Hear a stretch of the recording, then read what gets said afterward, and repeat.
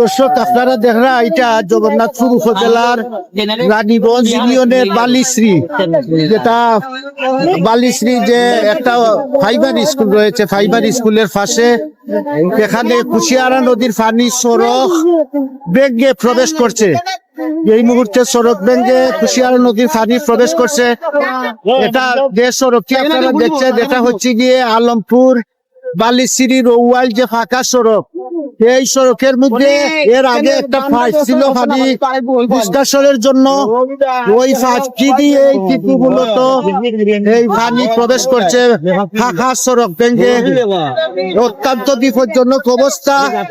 এটা যদি আরো কিছু সময় যায়, মাত্র 1 ঘন্টা সময় হইব, আজকে 10 জুলাই, এটা প্রায় 4টার দিকে এই সড়কটি ভেঙে যায়।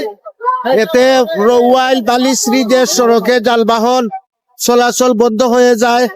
আপনারা দেখছেন যেভাবে পানি প্রবেশ করতেছে, এতে রৌয়াইল বালিশ্রী আলমপুর হিলালপুর জয়নগর মেগারখান্দি হরিণাখান্দি সহ এই পার্শ্ববর্তী এলাকা প্লাবিত হওয়ার সম্ভাবনা রয়েছে এবং প্লাবিত হবে। বিশেষ করে এই বাঙ্গা এই মুহূর্তে যে পরিস্থিতি, এটা ধীরে ধীরে আরো বড় হবে এবং যতই সময় গড়াবে আরো বড় হবে। তখন এইটাকে মেরামত করা কিংবা এই বাধা এটা অত্যন্ত কঠিন হয়ে পড়বে।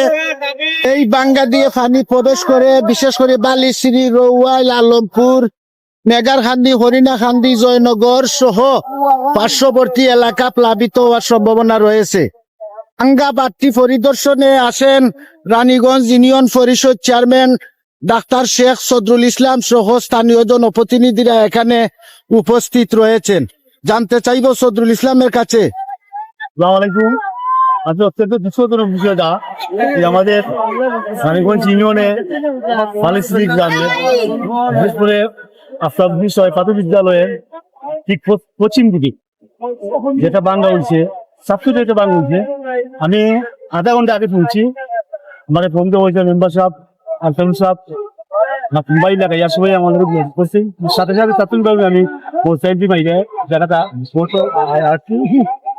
হাসে দেখলাম যে অবস্থা, যে আমি মোদের সাথে আমি আলাপ করতেছি, মোদের সাথে আমি আলাপ করতেছি।